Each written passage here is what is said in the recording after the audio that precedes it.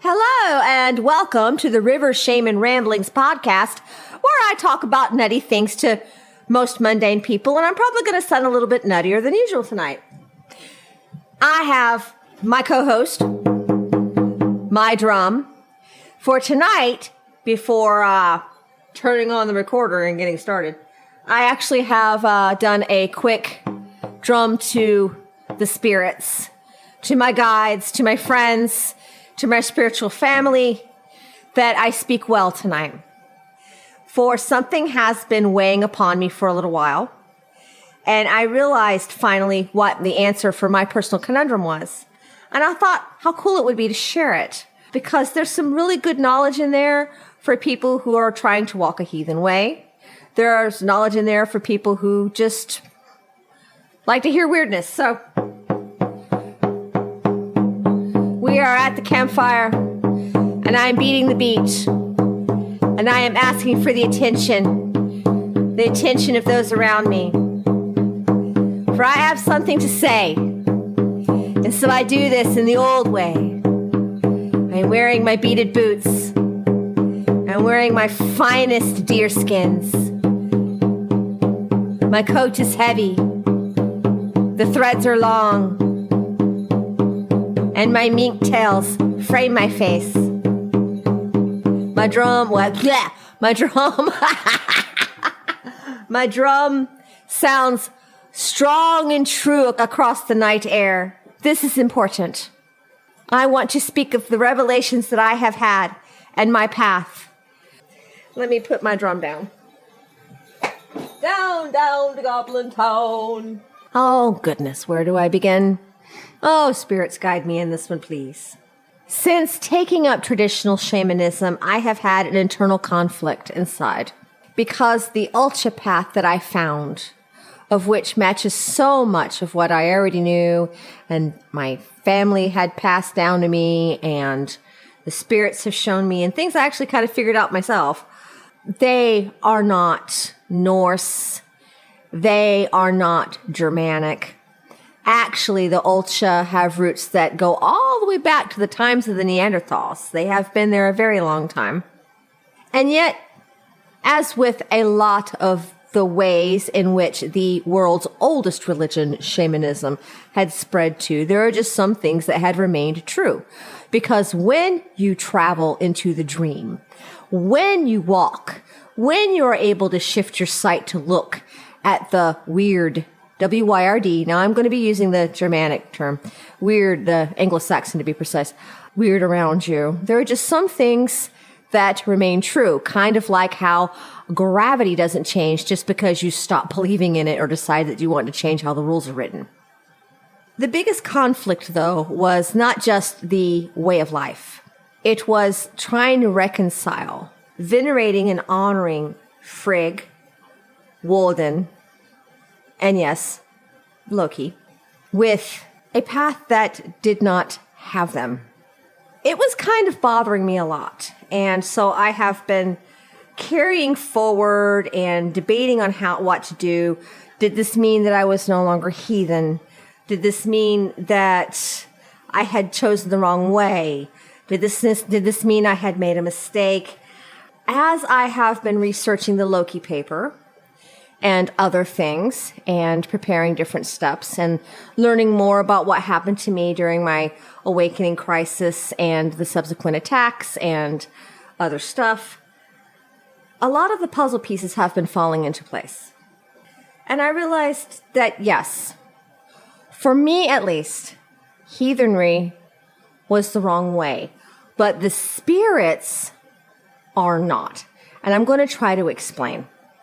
Shamanism is traditional shamanism, not the neo-shamanism, the modern shamanism that was brought about by Harner, because that was stripped and sanitized, and a lot of the people that I have met who practice it, they have trouble going into the deep end, shall we say. Although some probably can. Traditional shamanism, and I don't mean just shamanism like out of Siberia, which is one of the places that it is theorized the word shaman comes from. The word shaman is actually older in our language than a modern speech police would like you to think. It has been in the English language since about the 1600s, and where it comes from isn't that clear.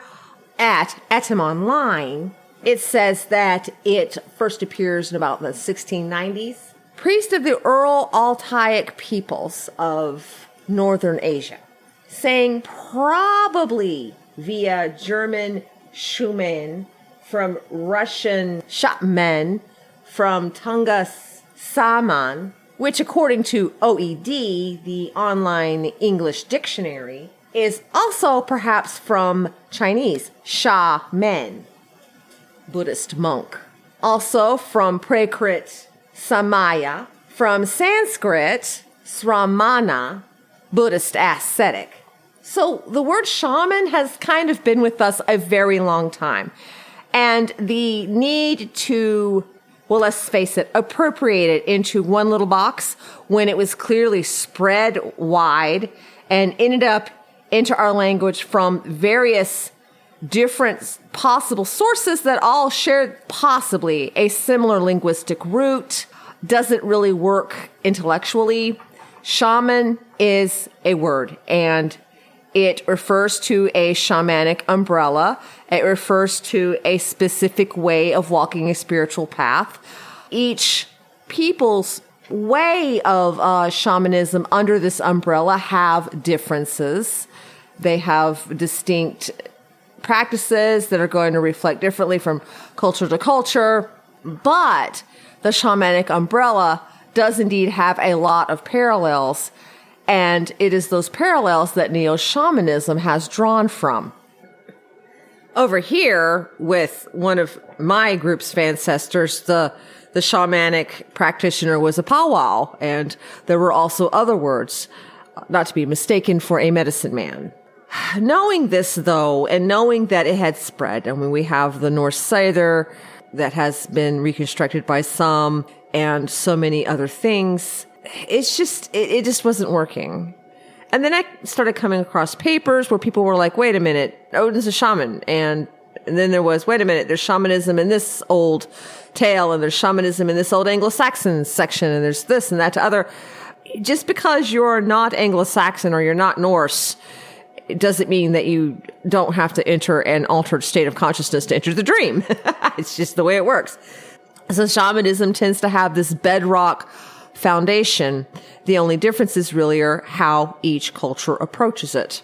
Well, there's more than that, but the biggest difference is how each culture approaches the matter. There were other conflicts too for me. I mean, when it comes to, say, heathenry, not even whether it's reconstructed or not, because in my family, a lot of pagan ways had indeed followed down and come through. And so there are a lot of little things that I grew up doing and knowing that I now know harken back to, oh gosh, generations back from the Anglo-Saxon side and the Germanic side and the Norse side, and then also the Stockbridge Munsey side. There was just a lot of stuff that had come through in my little multicultural upbringing. It always conflicted with the Judeo point of view, because for a while there, I was so devout, I wanted to be a Christian in the Congo. I wanted to go on a mission. I wanted to be a missionary in the Congo. It was just my dream. I thought that's what you do. I'm trying to follow through with modern approach to heathenry, and the Judeo points of view kept smacking me in the face.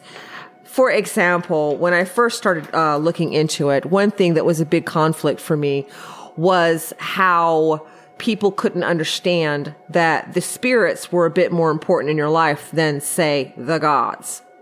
They are, and this is because you have a higher probability of encountering a spirit than you do a god.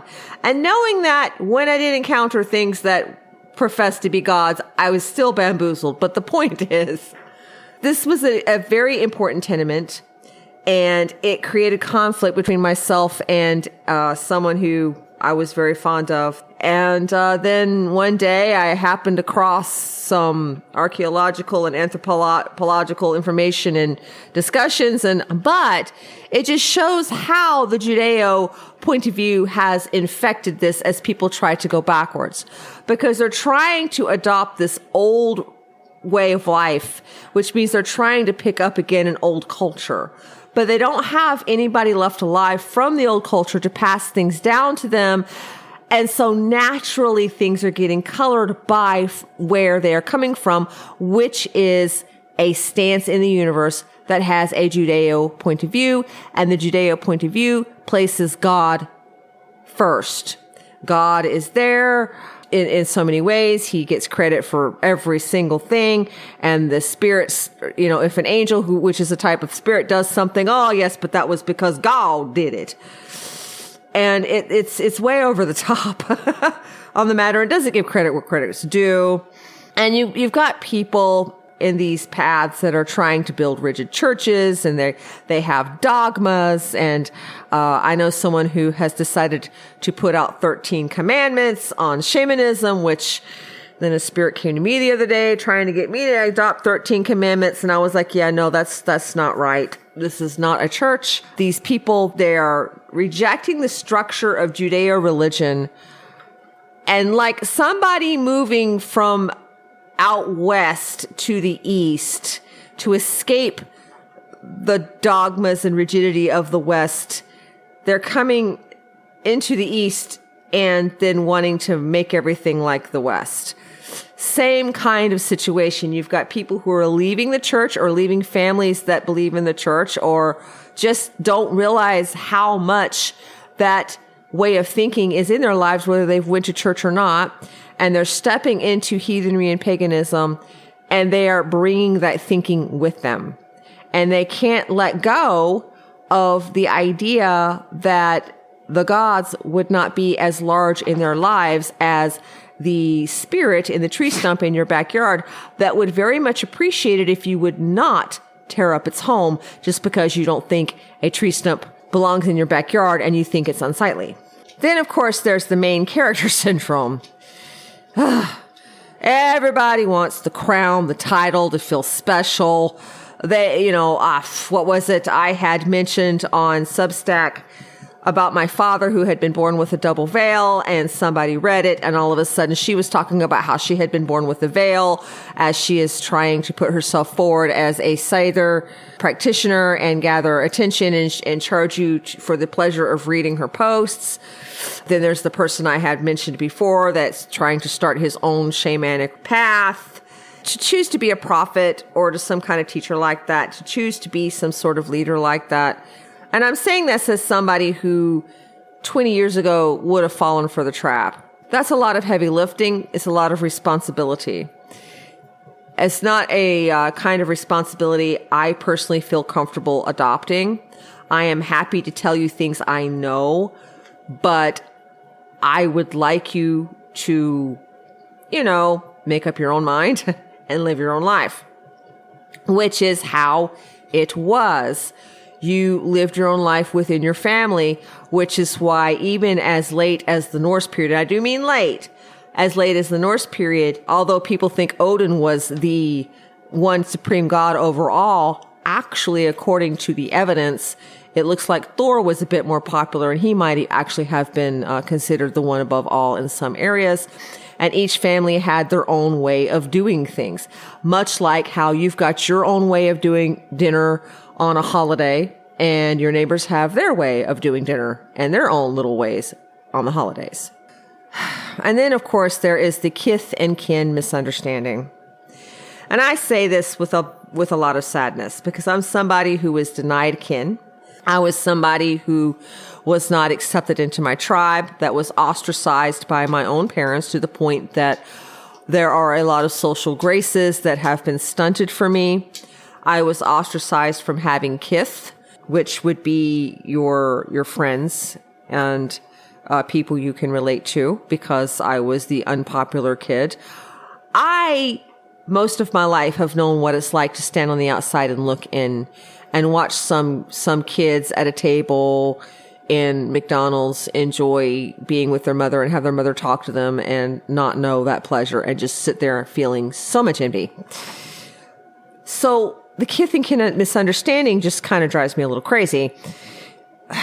People gather their group to worship Odin. They prick their thumbs for the blood. They swear a little blood pact. They decide that they are a tribe, and to the point that some of them even will ostracize their own family, their blood kin, who may not be bad people, but they don't worship Odin, so therefore they get excluded from much about the life. And then other friends who just didn't happen to be in the group get ostracized because they're not part of the clique. And I have experienced that one as well. People need to understand that the ancestors that they are trying to emulate would not have done that. Or there's a high chance they would not have done that. There is a difference between building a cozy friend group online and actual deep time blood lineage and ancestral ties. I mean, in Old Norse and broader Germanic society, the absolute bedrock of your existence was the Eit, the clan bloodline, or the Sippe in Germanic. And it was not a social club. It was not a little cult surrounding around Odin, although there were groups that would get together, for their particular religious activities. No. This was legal, economic, and spiritual. It was like a little fortress of bloodkin. And you didn't get to choose it. You were born into it. And you couldn't just replace it because you liked your drinking buddies better.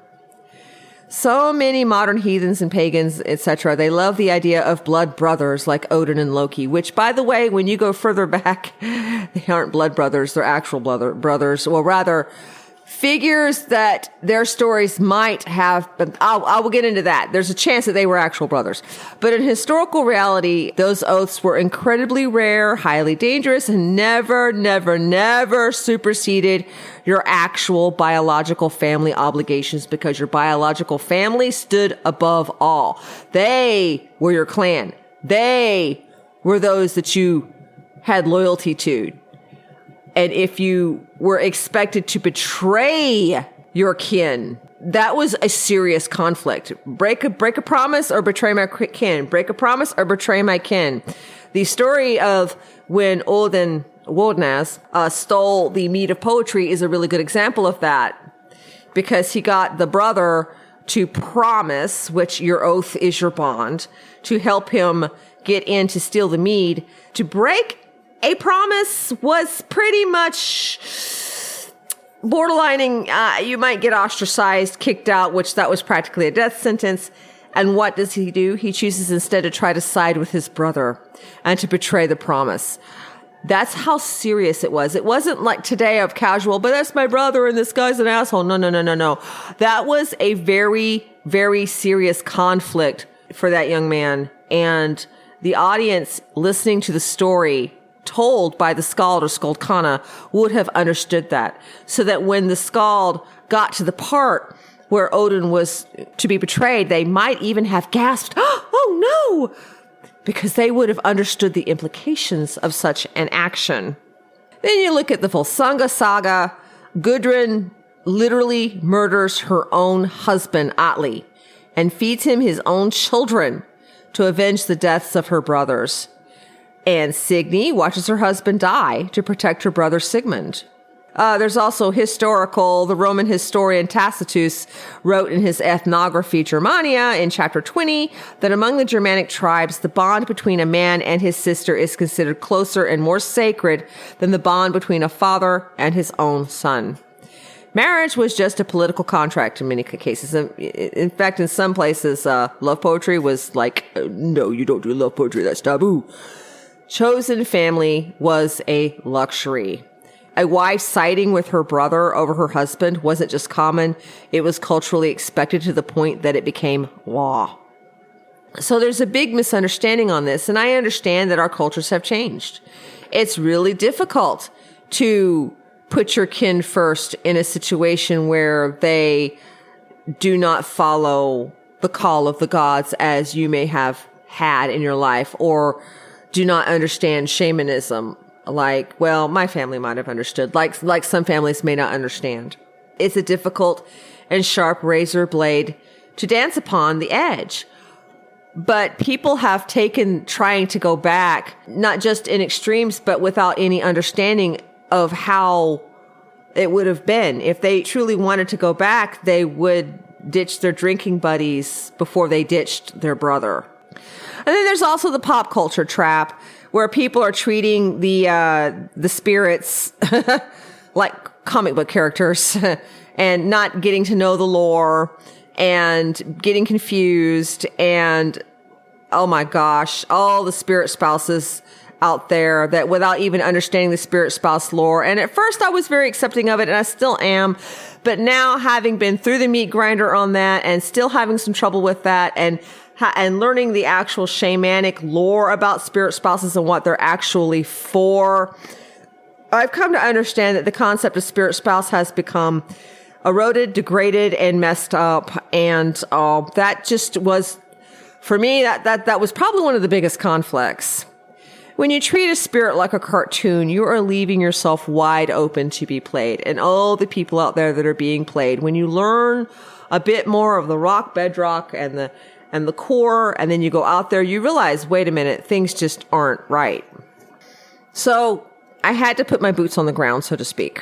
I had to come to a conclusion. Do I walk away or not? But the problem was that even though a lot of what I encountered in the very beginning of the mess were indeed parasites and deceivers, there were some that were real, the old spirits. And my heart wouldn't let me walk away from at least one of them. So I really, really had to figure things out. And what I started to do, and although it didn't really get me anywhere, it did, is I started trying to look for parallels. And I started to do that because of the Proto-European language theories that some etymologists specialize in which they have taken the Germanic languages and the Old Norse, and they have been going backwards with theories of where the words come from to get to the actual original root words to understand things.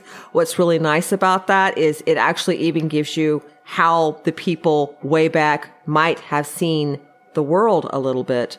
But what really, really began to seal the deal for me was learning about the 5th century gold bracteate, or bracteate, I don't know.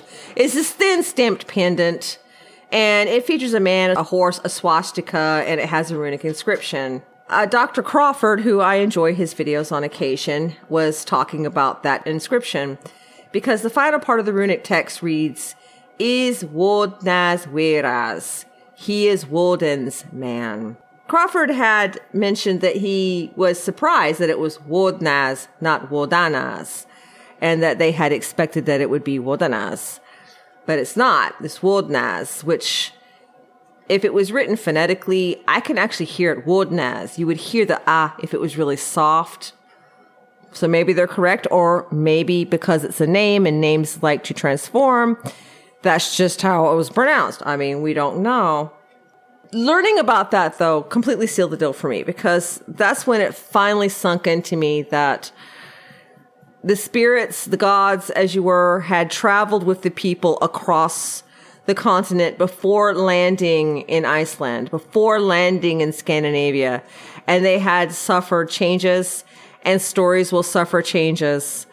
And that's when I began to kind of idly poke at proto-theory.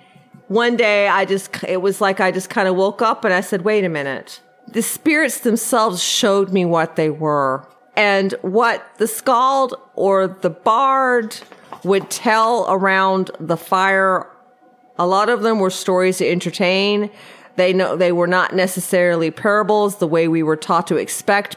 But yet the spirits had shown me something else. There was a day that I wanted to go to Grandfather Njordr. I was being tested by Wodan that day. And when that's happening, you tend to have like a change in your thinking. And so I went to my Grandfather Njordr for help. To do that, I did a shamanic journey, and I landed in this building. I was allowed to see the inside. I was allowed to see the architecture. And I was really confused why Njordr, my Grandfather Njordr, was in the mountains. It was confusing to me. And then one day while researching something for shamanism, I actually found the building that I was taken to. And it was in the mountains because it is a resort in Mongolia near a large important lake that would have been a port, and Njordur was a merchant near Shaman's Rock. I was shown this thing when I went to go visit one of the ancient spirits. When Wodan called to me, that I have mentioned in other podcasts, and I flew to his grotto and went to where he is at, or was at, I saw things that were not of Norse origin that I later learned were in the Anglo-Saxon and Germanic lore. When I approached Frigg, or Frigg, Frigg is the theorized proto-name, I saw things that matched other parts of the world.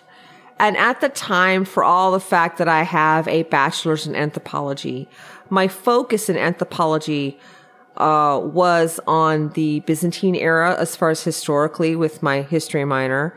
And the anthropology itself focused around Native American pottery of the region that I was going to school at. And every time I wanted to look at something else that interested me, it was frowned upon.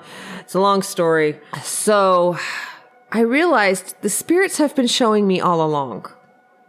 And the stories, in a lot of cases, are just stories. The best thing that really sealed the deal was one day I was handling something and I needed help, and the only spirit I could think of to call upon that day was Apollo. To my delight, Apollo answered my call. And he told me, though, I am indeed Apollo, but not like the myth. And that's just it. The myths are stories, especially in Greece. Don't get me started on that. I've got this paper I wrote about that. Just look it up. Look me up. Look up the paper. It's like the myths are a centuries-old game of telephone. If anybody knows that game where you would put cups to your ears and say things and try to hear each other. Or I forget the other one where you whisper something in somebody's ear and then they whisper it to somebody else, and so that you see how much the statement has changed by the time you get down to the 20th person. I mean, they're great to research, but the spirits themselves know where they stand. The spirits themselves saw the world change. The spirits themselves watched the people travel.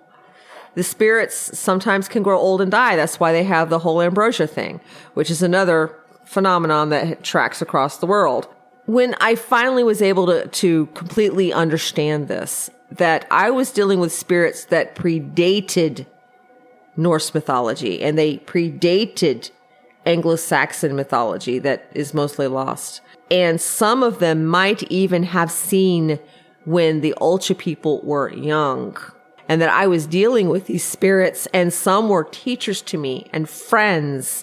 And if I can remember this and keep that in my heart, then it will no longer conflict with shamanism, because I am doing as you do. I am venerating spirits that I just happen to know possible identities. Possible, I say, possible. It's important to get that conflict out. It's important to figure it out when you're stepping into another pathway, that you know parallels, because Wodan was and is the greatest of all shamans, or at least one of them. It's important to figure out your steps, because if you don't, the conflict is going to cause problems in the future. And so it's important to get that bedrock firm marching step down and figure out where you're going and how. Also, there is the problem of how people relying on the sanitized later era myths, shall we say, it leaves them not able to spot a predator. If Apollo were to come to them and say, I am Apollo, but not like in the myths, Apollo would immediately be called out. I've actually read where people are like, well, if they name themselves, then they're probably a predator. But yes and no. It's just like a narcissist might come to you smiling, and a narcissist might come to you with a knife in his hand. You don't know. It's a case-by-case basis. You've got to learn to look beyond that. And also, it keeps you from finding the truth. It keeps you from getting to the base of it all. when I first started stepping into the weird and journeying, I was stepping in very innocent and wide-eyed, so that when I heard the call and I approached the gods, or, as it were, I was expecting certain things. And I had an edge that a lot of people do not have. My spirits had told me when I was a teenager to always walk in blind, research the stuff after. That is what saved me, I think, part of it, because I would step into something blind. And yes, I got blindsided a lot by lies, but then I would step out and research it. And it was finding the stuff in archaeological and historical papers and discussions that helped me to understand that what I was seeing was real. It didn't mean what I was seeing was always healthy, but it did let me know that these things that I didn't know about 5 minutes before were real. And that helped me keep my head straight as best as you can during an awakening crisis anyway. Boy, did I sound crazy. Going back to the absolute roots as best as you can, which I personally have chosen to do. I am actually going to be hopefully getting a hold of some books to teach me the current theorized beginnings of each spirit, and I am confident that the spirits will guide me to find where I need to stand and what I need to do. You're stripping off the masks of the predators that pretend to be Loki, the predators that pretend to be Thor, and you're getting to the origin, like, I don't know, say the Trinity on this brooch.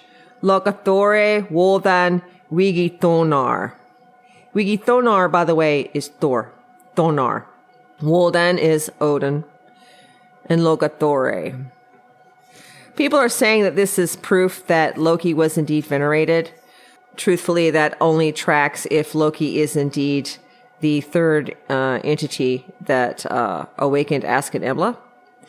And if that's the case, then how did Thor get involved in that? So, I don't want to debate that right now. I'll debate it. Nah, okay. But the point is, it brings you to that. And you're like, wait a minute, there's this thing. And you step backwards. Because the truth is, especially when Christianity was brought to Iceland, which Iceland fought it like a crazy, things were twisted. And things were not recorded until 400 years after the culture had changed. So I've chosen to bypass all that. I want to learn more of the lore. I'm still studying Anglo-Saxon, but I'm going to trust the spirits to stand in front of me and be themselves. What's really good about that is that doing this and deciding to just completely jump way past everything means that I do not have to reconstruct a religion to venerate them. I don't have to worry about being too modern, and I don't have to worry about being old enough, because shamanism, traditional shamanism, is the world's oldest spiritual path. So by bypassing all of that and stepping back to the origins as best as we can understand them still, on the knowledge that our understanding may change, I'm not reconstructing a thing, because I'm stepping right back into the old boots of the shamans before me that venerated these self-same spirits. And maybe the spirits had different stories to tell to the other shamans.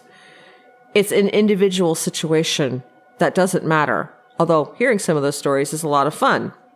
When I realized that, the conflict completely went away. Oh my gosh, I'm not having to reconstruct shit. Oh my gosh, I'm not having to worry about shit. The freedom of knowing that the path that my moccasins makes, the steps I take, are right now. They're going to be probably what's meant to be. Because you see, when I was called into Wodan's grotto, and I stood there and I looked up at him. Oh, was I cocky. I had asked him, what do you want? And he had said to me to turn back time. I immediately was like, I ain't no prophet, because no. We don't try to be prophets. And he was like, no. I was like, I'm a poet and a really bad singer and a storyteller. And he's like, that's what we need. Those are his exact quote. That's what we need. And so from that time on, when I accepted and I did the circle dance with Loki and I did things that sealed the deal, I had been trying to be a scholar and a skaldkana. And then I was being taught shamanism without realizing I was getting taught shamanism. And then I finally find traditional shamanism and a really good teacher, an excellent teacher. I actually recommend the Pathfinder Shamanic School. But, realizing that I had been not being asked to be a skald, as that is also a later thing. I am being asked to be shamanistic. Whether or not I earn my coat and become a full-fledged shaman is to be seen. But oh, how neat it was one night when I went to do a test with Wodan a few weeks ago, and he was wearing a multicolored coat. And I realized I was being given the incredible honor of seeing him dressed in his garb for little old me. And I wouldn't have known that had I not been studying and trying my best to do as he requested me to do. Not his command. This was not a king to serf situation. This was, he requested it of me. I said, okay, sure. So yeah, whenever I realized that all I had to do was to resolve the conflict was to bypass the Hollywood myths and the way things get built up over time and just step backwards, I was doing exactly as Wodan had told me to do. I was turning back time on my own path. This doesn't mean that I'm here to be a prophet to have you turn back time. But it is very exciting to me that I figured out part of the riddle. I'm sure there's more. He's very smart. So, but oh my gosh, turn back time on my own steps. Because the truth is, you cannot fit the world's oldest raw spiritual path into a modern sanitized church-style marching order. You just can't. They don't go together. And Odin wasn't telling me to build a time machine, which is great because there's no way I could have. And again, I don't want to be a prophet. It's just, no, he wasn't giving me a mandate for the whole world. I'm pretty sure it was a personal directive for my own path. I think because he realized that I would be conflicted because I tend to be faithful and true and venerate. Not the way people expect me to. I will stare a spirit in the eye and be like, I'm sorry, you said what about my mama? I might agree with you, but say it again. The reconciliation between the raw magic and the modern bullshit. Then all I had to do was throw out the present, throw out the near past, and just throw out it and go, that's wonderful. But that was that era's idea of television, and just trust that I had indeed walked into halls and that I was seeing and meeting someone and that person had other names, and just go from there. I mean, the spirits had kept pushing me further and further back to the beginning of time in places that my spirit had walked before. There was one time I met a mammoth, and I was actually brought back to probably my very first grave. Pro tip, if you do have something like that happen to you, don't lay down and put your head into your skull unless you're wanting to sit up your office floor and bawl for an hour, because wow. And it's the proto-sciences, the historical linguistics and comparative mythology that actually makes some of this possible. You have to get past the Viking age to do this. You have to look at how academics reconstruct the past, but you also have to know that they're not always going to be perfect. They're doing their best, and the spirits probably know what they're doing. Let's put it this way. Freya, or Frigg, knows who she is, okay? I'm pretty sure she knows who she is. The science isn't flawless. Linguists use mathematical formulas to rebuild dead languages, and sometimes they're slightly off, like with the name Wodan. And then an archaeological dig pulls up an artifact that shows they were off, and yet also were mostly correct, and that little bit of information helps them to correct the rest, so the rest can help to fall in line. That is science. But even with the guesswork, the proto-sciences strip away the Judeo point of view, they strip away the politics from the 13th century and even now. And they take you back to the linguistic and cultural bedrock, which is where I need to go. And it is exactly where the spirits actually come from and probably where they're still hanging out. Yeah, I don't need to reconstruct a religion because shamanism is the religion. I just go to the spirits as they are, and I'm unfettered, and I have no tipples or chains, and I offer them stuff, and they offer me stuff, and I dance the steps they give me, and I try to listen to them. Again, when Wodan first called me, I really was astounded at some of the things I saw. I had walked into a culture I knew was in the family tree, of which some things had survived, but I didn't know how much or where things stood.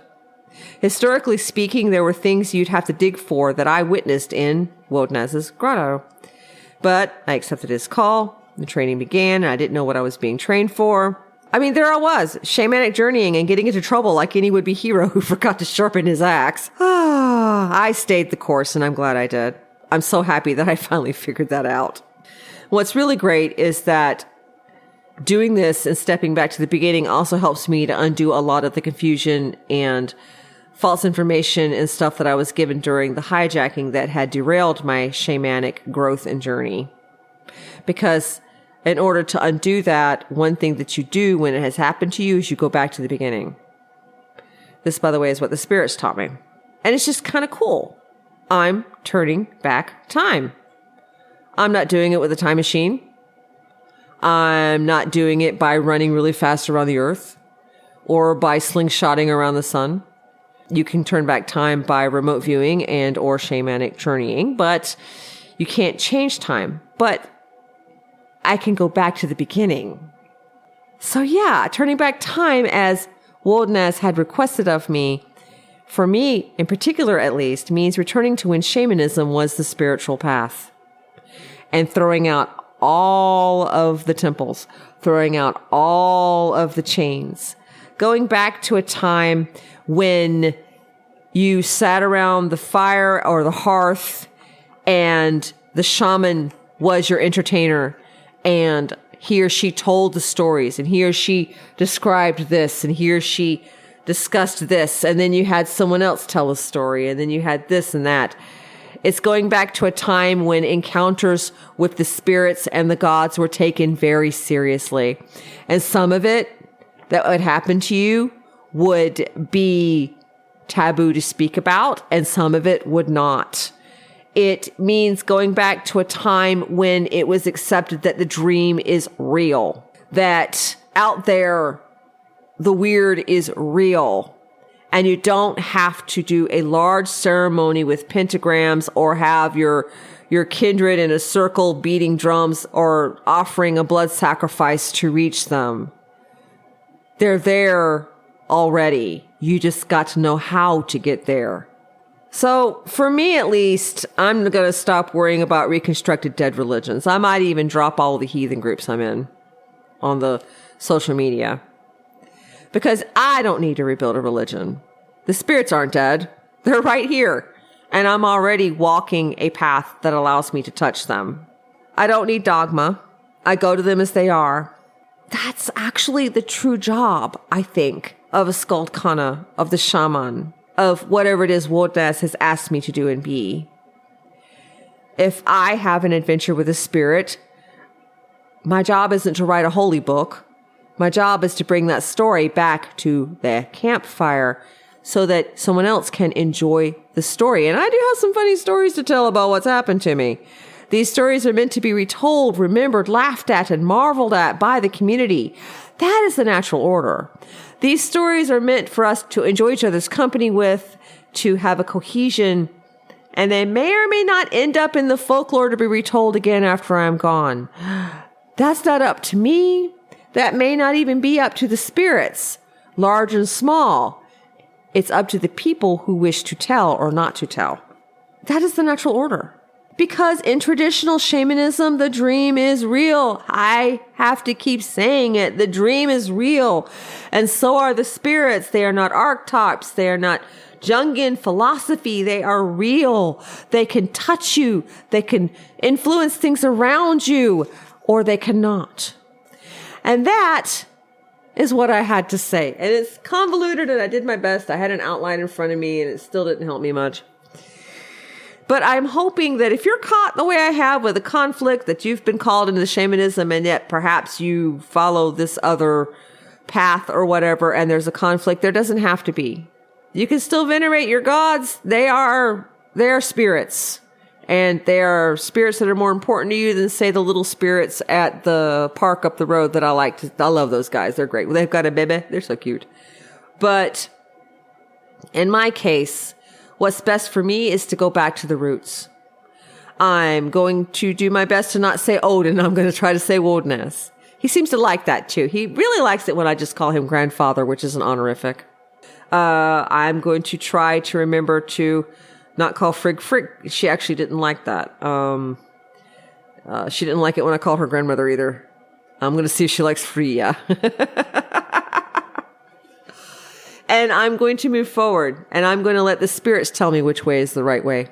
And I think that's it for this weird episode of the River Shaman Ramblings podcast. I, of course, invite your thoughts, so do please give them in the chat box below if there is one. And I am signing off. I'm gonna go light a scented candle, deal with a spirit spouse, probably, maybe. Or maybe not. I might just take a bath.